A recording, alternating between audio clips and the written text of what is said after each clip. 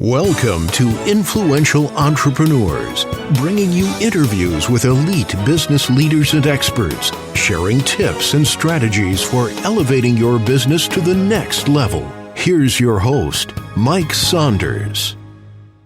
Hello and welcome to this episode of Influential Entrepreneurs. This is Mike Saunders, the Authority Positioning Coach, and today we have with us Hilmon Sorey, who is the co-founder and managing director of Cloze. Hilmon, welcome to the program.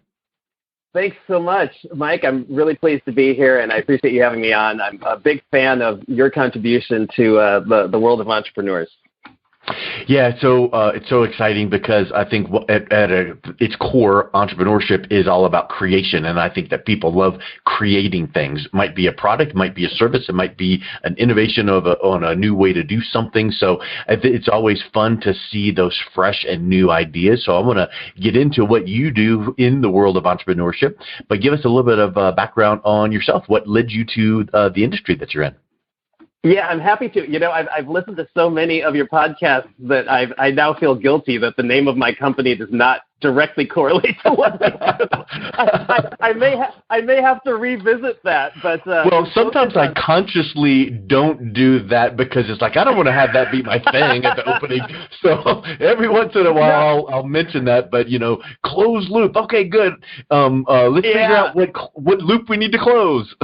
Right, exactly. Well, you know, that's a problem. So it's been reinforced in my mind, and it's on that long to-do list of things we might need to revisit. But the tagline to Cloze Loop as my company is that we're a sales strategy, training, and enablement firm. And I love what you said about creativity. You know, a lot of folks end up in sales or end up in their role, you know, in a really circuitous path where it's like, I never intended to be there. I didn't intend to be doing this.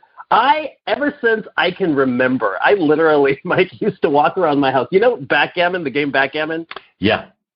Okay, so it comes usually in like a leather thing that looks like a briefcase. Well, I dumped out all the game pieces, and I would go over to my dad's desk, and I'd snatch those old legal pads, and I'd stick it in there, and I'd walk around the house from room to room having meetings, having sales meetings. That's funny. even as a 6-year-old, because I was always interested in the creativity around entrepreneurship and creating opportunities and companies. When I was young, I had a company called Kidco. The tagline there was all jobs from A to Z, and I got all my friends together, and we'd go and we'd, you know, clean gutters, and we'd babysit, and we'd lawn mow, and these types of things. And this led to me getting into this career with respect to sales. And I was lucky enough to run a sales team at a recruiting firm, which was sold to a larger organization. I then co-founded a professional services firm that was based in the Virgin Islands and in Washington, D.C. We ended up selling that to one of the big, it was 5 at the time. Then I worked for a media company and eventually a web security firm that IPO'd. And in all of these roles, I had this progressive responsibility with respect to sales management, all the way up to the board level. And like any salesperson, there are probably folks in your audience who, you know, as it relates to sales, whether or not it's just under their entrepreneur hat or if they are actually a salesperson, we got all these books, right? There's all these techniques. You can go back to Zig Ziglar. You've got like Brian Tracy, all fantastic stuff.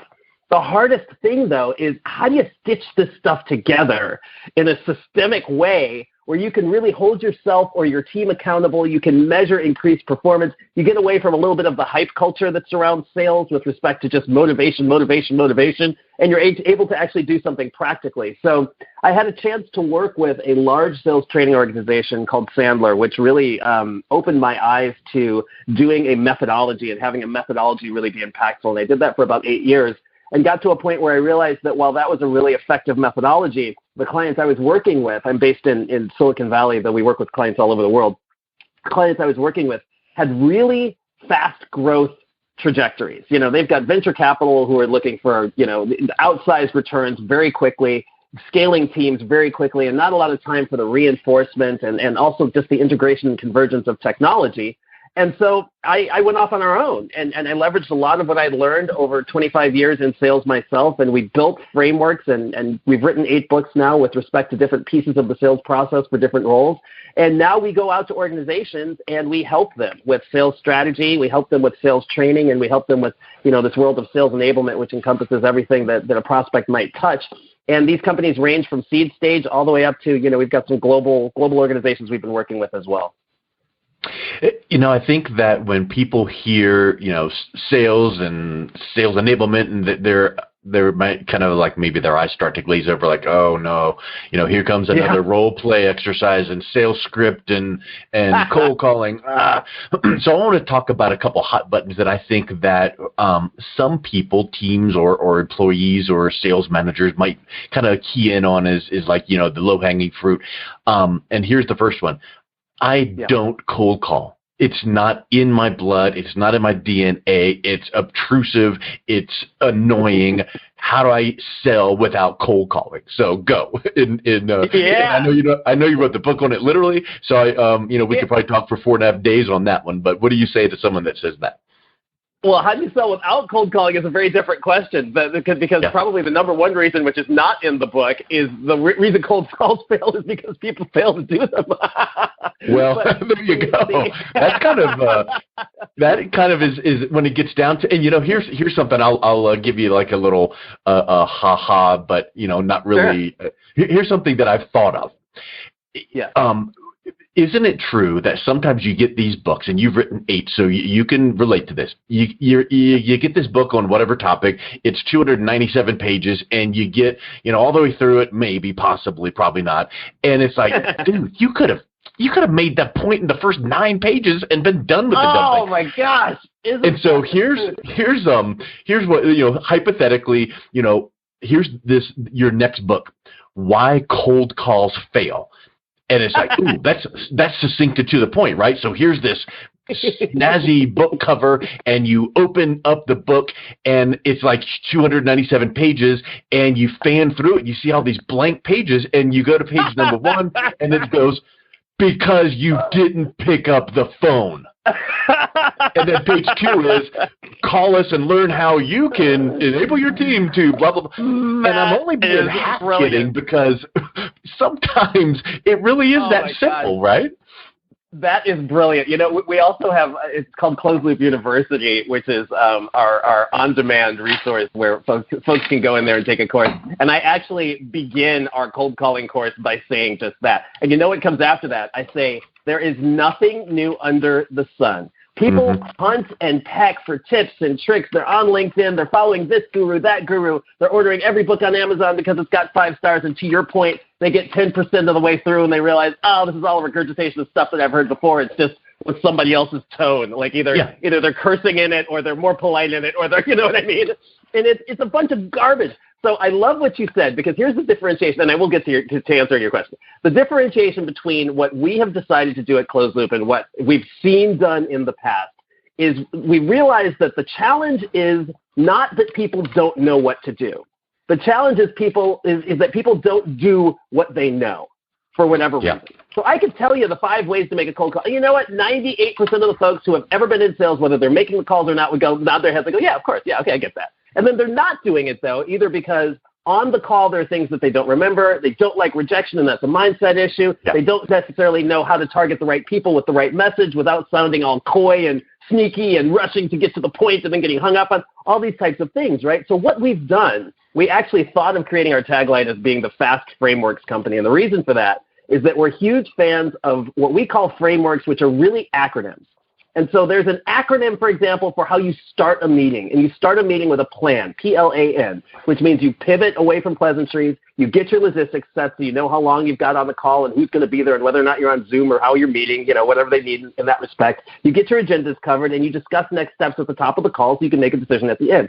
Very simple. But what this does for the folks that we work with is now they know, okay, I'm making a call to Mike. I got to have this conversation with him. Oh, yeah, I need to start it off in the first 2 minutes with a plan so we can have some agreement. And so what it does is it creates cohesiveness between what you know you should be doing and the actual execution of it. So each of these 8 books that we've written, Mike, are nested with frameworks that are really simple. And we actually give you the framework in the first 10 pages. We say, if you want context, if you're that person who's like, I don't know about this Hilmon guy. I got to look into this. Where did he come up with this crackpot idea? Sure. Go back into the next 200 pages and we'll defend it. You know what I mean? So if you're just looking for the tool, 10 pages and you got it. And if you don't want to do that, then we got YouTube videos out there that'll help explain it for you. But you just hit upon the point. And it's just like, so how then do you create rigor where you know what you're doing every single day? I know every morning that I'm getting up and I'm going to run for 45 minutes and I know how long it's going to take me and where I'm running and what I'm doing and I know what it's going to impact for a carb load and calories for the rest of the day.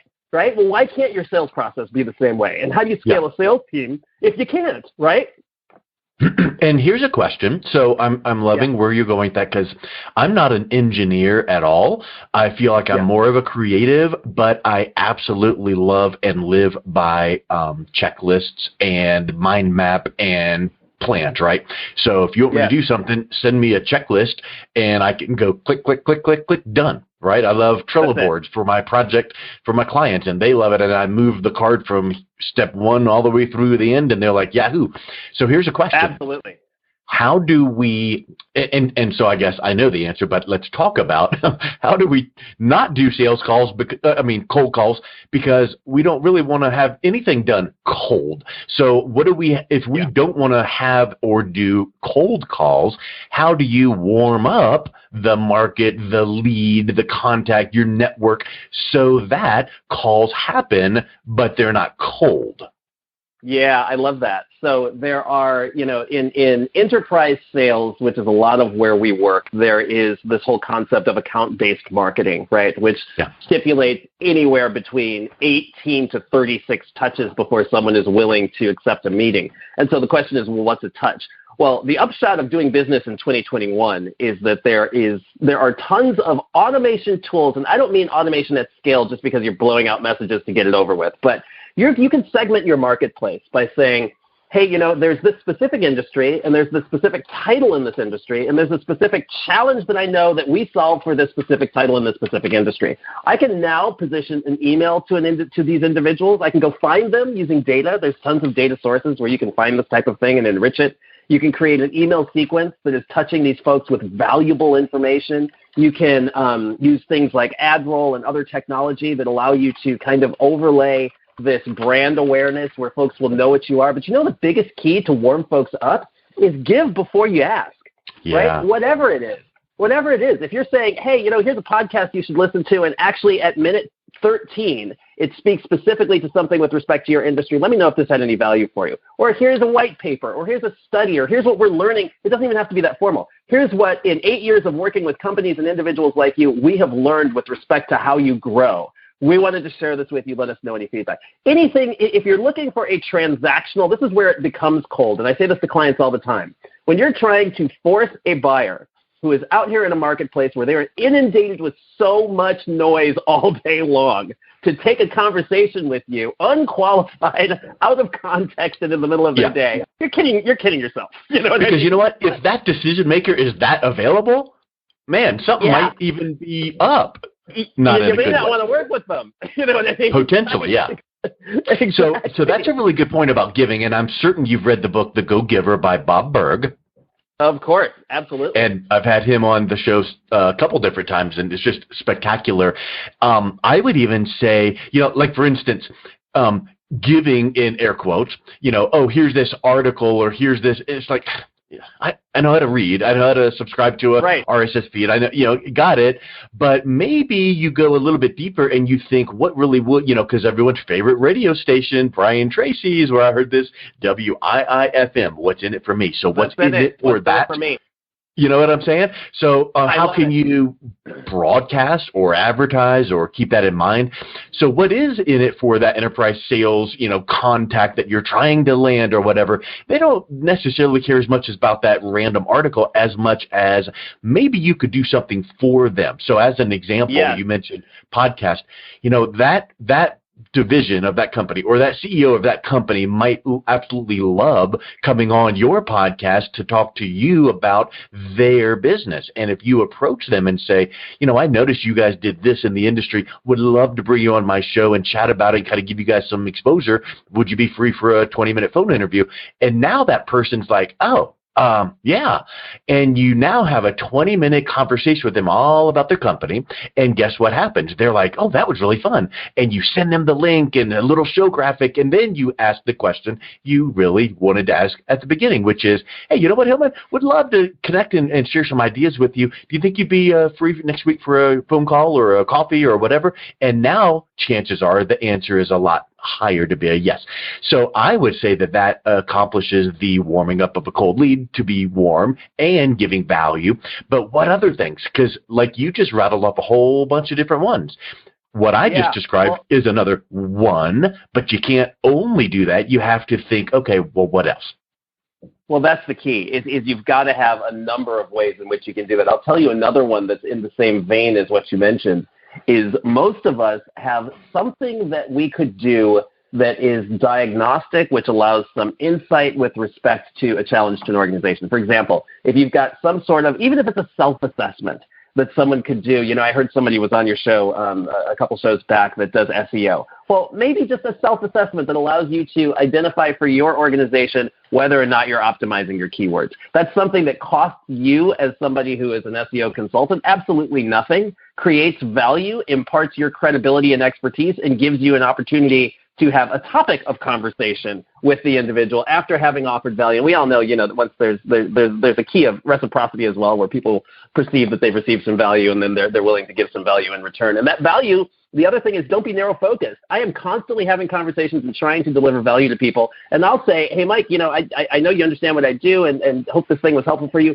Who else do you work with that you think would benefit with having a conversation with somebody who's out here doing sales strategy, training, and enablement? And you know what? 9 times out of 10, someone will say, yeah, I had a credible experience with this expert named Hilmon, and I'm happy to introduce him to my CEO network or to my club or to my friend or to my brother, whoever it might be. And you just begin to connect the dots, right? Yes. And now that gets into being that super connector and being that giver, because another way to give value is not just a thing or an item, but sometimes it's that introduction and open door. And that's another Absolutely. Massive leverage piece. Well, what's funny, we actually have another acronym. You just hit the L, which is how you can go about warming up cold leads, or what you can do in the interim when someone is investigating, having an opportunity to work with you, and it's called help.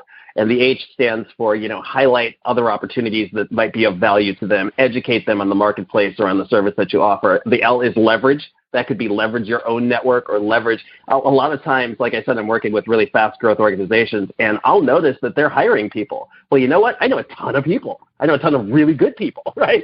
So I have more often than not made introductions to folks. And how do you think that this CEO feels having had this vacant head of sales position open and a warm introduction to someone who is competent and capable to potentially fill that role from somebody who might be a vendor? Well, that endears me to them, and whether or not we end up doing business, they at least found some value from having had a relationship with me. And then the P is predicting the future and helping folks understand that, given the situation that they're in, these are the potential outcomes of continuing to do the same thing or a change of direction. 100%. Hey, so I want to wrap up with a final question, which will probably take a few minutes to go through, of course, as we have so far, which is, we talked about cold calling, and it's like, okay, well, just got to do it. So now let's transition into, as a sales coach or leading a team in an organization, or if you're an entrepreneur, you've got people out there doing business development for you. The owner or the CEO or the VP of sales knows that you've got to get out there and get her done, whatever those things are, those metrics are. So how do you, motivate the team to realize, okay, yeah, it's more than just my job. I've got to do this thing. How do you get them on board with getting that momentum going? Yeah, there are a few things. We wrote a book called The 5 Secrets of a Sales Coach, which, again, is an acronym for coach. And the idea here is really specific. A lot of times when you're coaching salespeople or coaching anybody, there's a tendency to just throw a lot of spaghetti at the wall. And you just say, yeah, Mike, I listen to your calls and I see what you're doing, and I think you can open a little bit better here. Make sure you're uncovering pain when you talk to people, and also make sure you get a next step after you get off the call. And then that email you send afterwards, and you got all this. It's just so much, right? And you're doing this. And again, the key is, how do you make things executable, and how do you create marginal gains that increase over time to create an aggregate professional development for the individual and for your team that you're talking to? So the COACH acronym as a manager stands for C, which is identify the challenge that's going to have the biggest impact on that person's success. If in that scenario, it's that Mike on his conversations needs to do a better job of qualifying the folks that he's talking to. Now I look at this and I say, well, is this a mindset challenge with Mike? Is he just not doing it because he doesn't want to, or because he doesn't believe it's important? Is it a skill set challenge with Mike because I haven't trained him on how to do it? Or is it just an activity where he's just not checking the box, realizing, oh yeah, I got to get the qualification, right? So you figure that out first. Now, before you have the conversation with the salesperson, you want to outline the opportunity for success. And what I mean by that is too many managers will have these ad hoc conversations where you hop in and you're just like, so here's what's going on, here's what's happening, go ahead and fix it. Well, that doesn't serve the salesperson. The salesperson, your role in management, or specifically as a coach, is to be able to take somebody and say, here's where you are today, here's where you need to go, and here's how you get here. So before, even if this is just 5 minutes, on a Post-it note that you're just going through in your head, how do I get Mike doing a more effective job of qualifying on his calls? Oh, okay, he needs to understand the persona better, so let's make sure he knows where we've got that. And, oh, yeah, he also needs to be able to ensure that he's asking questions and doing some active listening and allowing the person to talk and not doing so much pitching. Okay, we've got that. Now we go into the conversation. We've got a path. We know these 2 things that Mike needs to do to be more successful at qualification, right? So then the A stands for the action plan. And this action plan needs to be co-created. So we're going to sit down and we're going to have a conversation. It could be as brief as 8 to 10 minutes, right? Just say, here's what I observed listening to your calls. Have you observed it too? Do we understand why it's important that we impact this? Yes, because it helps meetings to hold or it creates velocity in our pipeline. Great. How do you want to go about fixing it? Now, I've already in my head thought of what the best path would be, but I need your buy-in. Because I don't want to have top-down management. I want you to begin to coach yourself, right? Yeah. So we're going to co-create a plan that has actionable, executable steps that you're going to do that we can look back on and evaluate whether or not they were done. So we agree upon that. Then we get to the next C, which is helping the salesperson to understand what are the consequences. And when I say consequences, I don't necessarily mean draconian, like you're going to lose your job. It could be, well, the consequences are we lose out on some really great opportunities, or the consequences are you don't hit your number, or you make it really personal, and the consequences are you don't get to buy that house in Hawaii this summer. You know what I mean? Yeah. Whatever your culture is of your organization. But we agree upon the consequences, so we've got some buy-in. And then the final H is how do we hold each other accountable? So I'm going to be held accountable to checking back in on this with you. You're going to be held accountable to executing the activity. And now we've got a plan going forward. So one of the reasons that sales coaches and sales managers don't coach is they don't have a framework to do so. And it feels like so much work. And it's net new with every conversation. And there's no continuity from conversation to conversation. But if you stitch a framework like this together, you can actually significantly move the needle on each of your individuals. And, that rising tide floats all boats when you're able to do this across an organization. And with that, I think that just wraps it up so nicely. You just really cover. I absolutely love your concept of frameworks. So I encourage anyone that is interested in reaching out, connecting with you to pick up a copy or 8 of your books. So where's the best place that people can reach out and connect with you and do that? Yeah, so you can connect with me on LinkedIn at my name, Hilmon Sorey, Hilmon, last name Sorey. And you can get our books on Amazon, or if you want them a little cheaper, you can come to our bookstore, which is Cloze Loop, ClozeLoop bookstore.com. Awesome. Well, Hilmon, thank you so much for coming on today. It was really great chatting with you. Mike, I really appreciate it. Thanks so much. You've been listening to Influential Entrepreneurs with Mike Saunders. To learn more about the resources mentioned on today's show or listen to past episodes, visit www.influentialentrepreneursradio.com.